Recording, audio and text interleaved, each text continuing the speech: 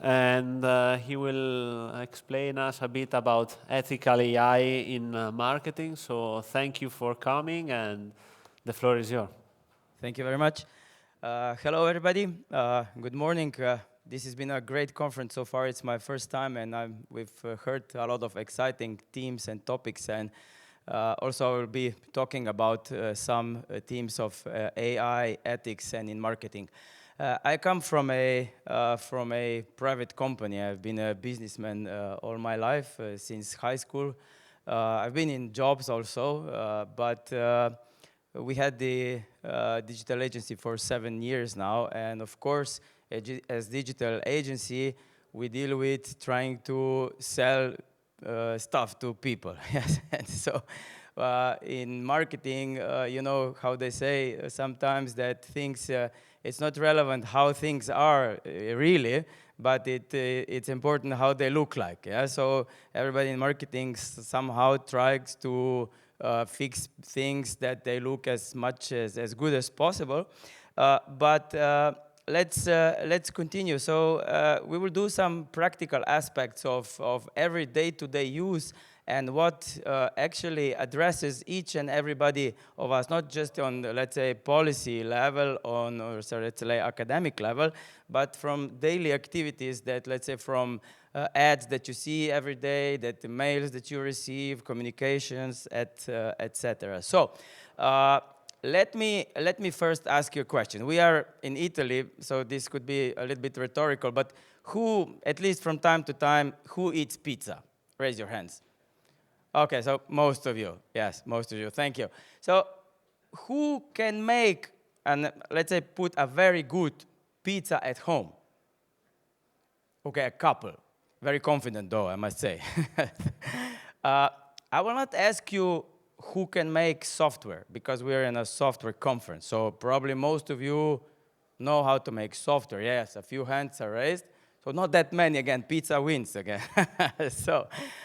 But if we go outside this building, nobody can make software, yeah, in relative terms, almost nobody. But everybody uses software, yeah? But most of us use software like, there's a new application that we need. Sometimes we're even forced to use it. Like Thomas said, that we have to use the phones all the time. We cannot go to the bank without the phone. I don't know, sometimes you have to check in with the phone. So a lot of things, a lot of life is happening through the phone. We let it happen. You know, sometimes it's convenient, but sometimes it's not so really good. But anyhow, so what happens in the phone? What the applications are really doing, you know?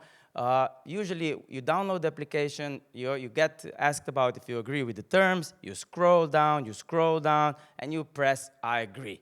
And that's what you do. Because you cannot do anything else. You cannot complain, you cannot discuss, you cannot negotiate, nothing. You just can use it or not use it, yes? But let's say, for example, in taxing software, there's just the one.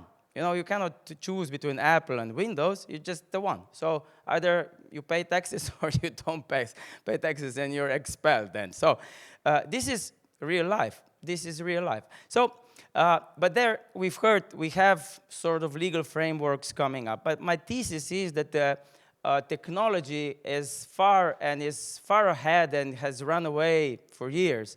And the legal frameworks are only trailing behind. So then it comes down to ethics, yes? To ethics, not so just legal framework. So what is right and what is wrong? So again, as we were hearing, many tech companies, they follow their interests, yeah? But perhaps it's not just the tech companies. Perhaps sometimes even governments, they follow their own interest, not just the interest of the people. So there's always a bias, yeah? And always when you're in the story, you think that you are right. And so one of my, let's say, personal missions is always how to make a dialogue, you know? You will always find people that have different opinions. And it's funny as it seems, sometimes they're also educated, they have PhDs and everything, but they have totally different opinion than you. You can dismiss it, but first listen to them, yeah, and then dismiss it, not the other way around. You can say that they're not right, but first listen to their arguments, yeah, not the other way around. So when ethics come in, yeah, because we sometimes are not even aware of the law, yeah, the lawyers are aware of the law, the policymakers are aware of the law, we just tap I agree, yes. So where do I come from? Why open source? We as a company use Mautic. It's an open source automation system for many, many years. It's a great thing.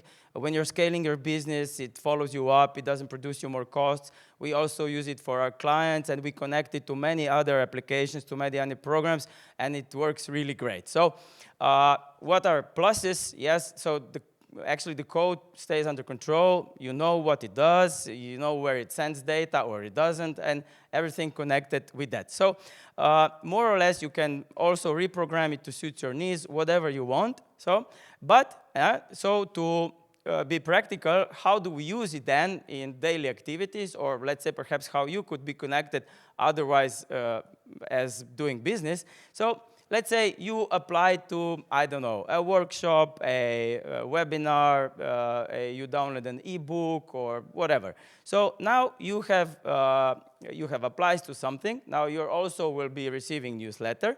And now the system will track you. Yeah, you've consented to cookies. And actually, you consented to something you don't actually know what will do in effect. Yeah, sometimes you look through it, sometimes you don't. So it follows you. And what have we done a few times, and that's why I said how connection with AI, because this is a whole universe that can be connected to it. We use a mind sonar. I operate also as a coach to individuals, to companies, to startups, and I've been doing this also for 15 years as an entrepreneur. I love the job because I love helping people, and it has a lot to do with psychology, and marketing have many, many things in common. So Mind Sonar actually measures your mindset, actually measure what you think like and what your triggers are. So that's a good thing in a way, if it's used in a good way.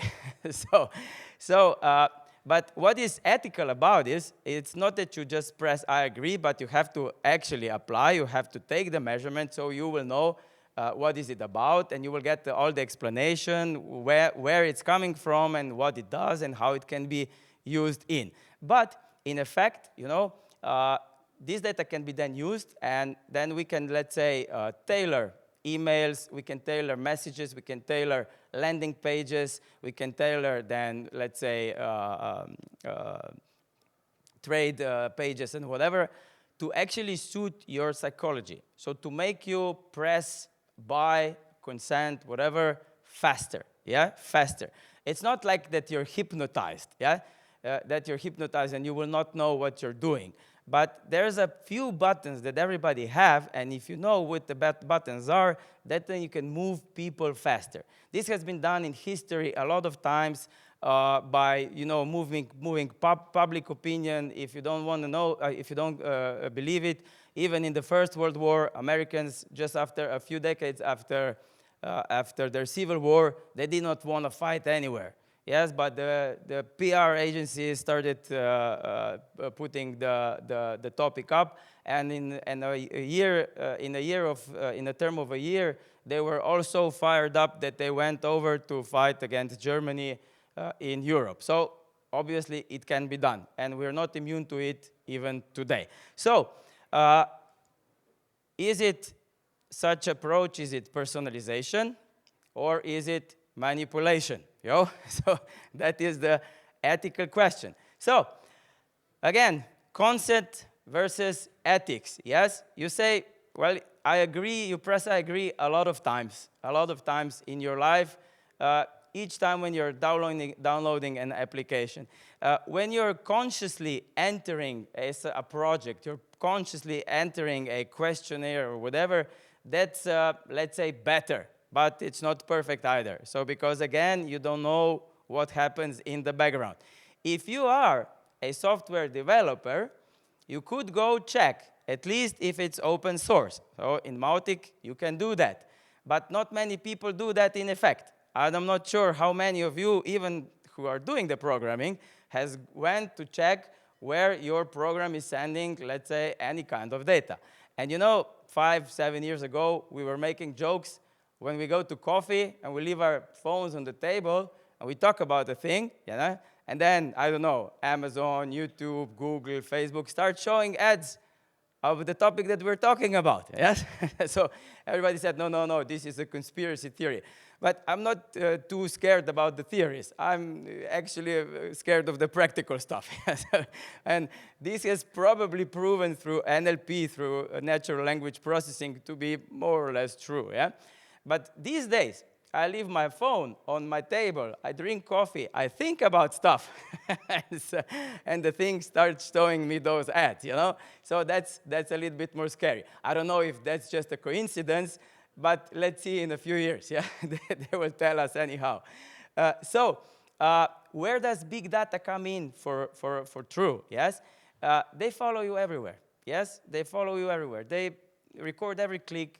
Most of us, the voice command does not work if it's not listening, yes? So it's listening, and it's listening all the time.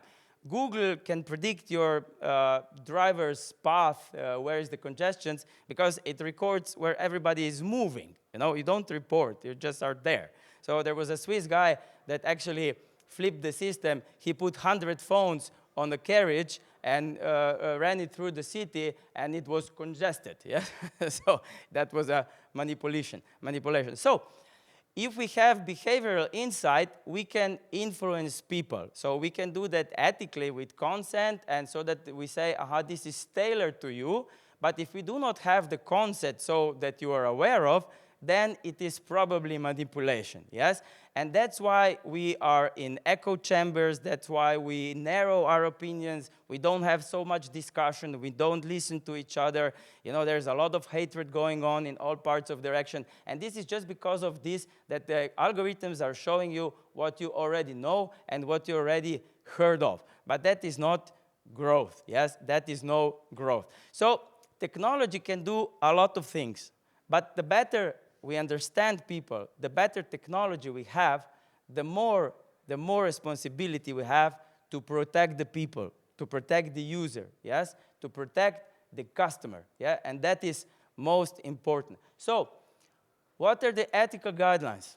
First of all, transparency, yes?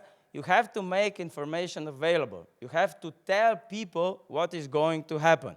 So sometimes they will not care. That is legitimate too. But you have to give people the choice. And I agree, is not a choice, that is just, a must, yes? So explainability, if somebody asks you a question, you should be able to explain. Now, a lot of these big portals, I will not name any, don't have anybody to talk to. You just go through some frequently asked questions, through some support, which is supported by AI, and then the robot gives up and brings you back to the start, yes? So that is not help, that is not support. That is, again, manipulation, and when you run out of options, you can just, I don't know what you can do, nothing really, yes? So autonomy is when you have real choice, yeah, not illusion. And we were talking about sovereignty in a lot of aspects. You really are sovereign when you don't have to ask anybody for money. When you finance yourself, then you're sovereign. Otherwise, that's an illusion, yes? So community oversight, when you have peer review, when somebody else can check your work and see where you're coming from, that is peer review, and that is then sort of with more background and, let's say, more important. And then human-centered design, yeah? So how people will benefit from all of this, I don't know, service, data, software, whatever you are putting on the market. And this could be, let's say, a private operation. This can be a financed operation. This can be an open source community, whatever. So these are the pros and cons. Actually, what can ethically assess and potential abuses. You see, there's a lot of potential on both sides. So you really have to be careful where you step in. So, but this is a real thing. This is really daily activities. So probably the best thing to do is to be aware and to think about what you are doing. So again, technology can do today more or less everything. Yeah, it just depends on how much money you're willing to pay. But it's not a question what you can do, but it's the question of what you can do. And my advice on ethics is just ask yourself, if this would happen to me would it be okay for me? So this is then the ethical space, yes? So don't do to other people what you don't want to happen to yourself. So technology is not the enemy, it's our mirror. So let's make sure that it reflects the best of us. And so, again, my invitation, if you want the world to be better, start with you, yeah? Make yourself better, try and grow every day. Thank you for your attention. Thank you.